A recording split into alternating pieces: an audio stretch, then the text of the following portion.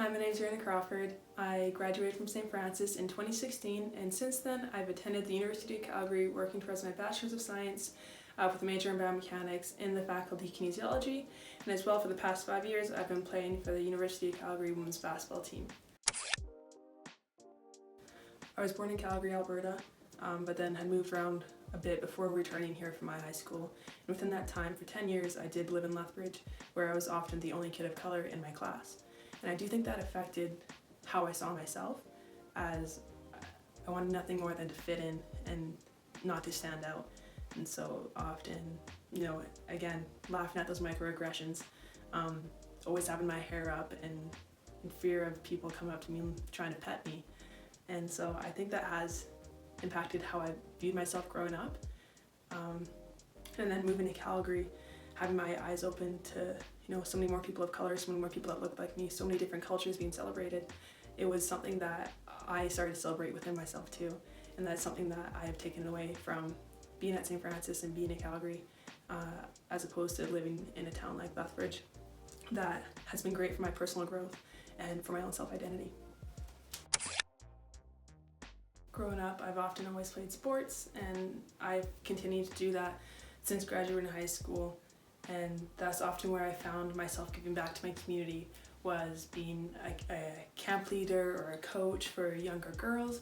And it was always very empowering for myself to see myself in those young girls and knowing that I'm a role model for them as a woman of color. And recently I've been trying to broaden my communities, and I am a woman in STEM. My research is revolved around biomechanics, and so I'm trying to interact with younger girls as well and show them that this is a field for you, it's a field for everybody. And so really just trying to be a leader, be a role model, and get out there and be somebody that I wish I had growing up. My mother tried very hard to welcome other women of color into our lives so that we could have more role models, and I hope to be that for somebody else. Now, to answer some of your questions, did I experience racism in my childhood? And yes, I did, but at the time I didn't often label those moments as acts of racism. It was something that I had to unpack later on in my life.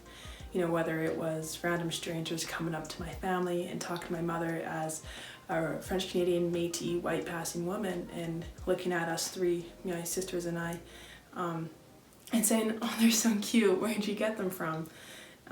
Or whether it's in the form of microaggressions. And those microaggressions I often internalized but would play off as jokes, in fear of standing out, and I just wanted to fit in. And so it wasn't until I came to Francis and I was exposed to more people of color and people that looked like me that I was able to put a more definite label on those microaggressions and stand up against them and not just play them off as jokes anymore. Do I think that our generation will succeed in the abolishment of racism? Yes, I do, and I think we're on our way. Our generation is aware of the systematic oppression of people of color, and the first step to abolishment is acknowledgement. We know that the change needs to happen at a policy level, at a government level, and it doesn't just stop at day-to-day interactions between two strangers. It's deeply rooted in our communities and in our systems, and that's where we need to see change, and that's where we are demanding change. That's where people are demanding change, and it is very empowering to see that. To see so many young people grow up to become leaders in their communities and enact this change. We're miles ahead of where we were 20 years ago even, and so it really brings me joy to think that our world can be better for generations below us. It can be better world for my niece, it can be a better world for my own kids later on in life. And I think that's where we're headed, and I think that's where we'll get to. St. Josephine Bakita was born around 1969 in Darfur, Sudan. When she was around 7 to 8 years old, she was seized by Arab slave traders and forced to walk approximately 960 kilometers barefoot. She was sold and bought 5 times before she was eventually given away. On November 29, 1889, an Italian court ruled that because the British had outlawed slavery in Sudan before Bakita's birth, and because Italian law had never recognized slavery as legal, Bakita had never legally been a slave. For the first time in her life, Bakita found herself in control of her own destiny.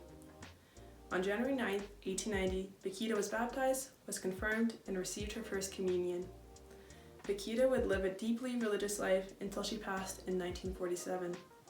The petitions for her canonization began immediately, and the process commenced by Pope John XXIII in 1959. On May 17, 1992, she was declared blessed and given February 8th as her feast day. On October 1st, 2000, she was canonized as Saint Josephine Paquita.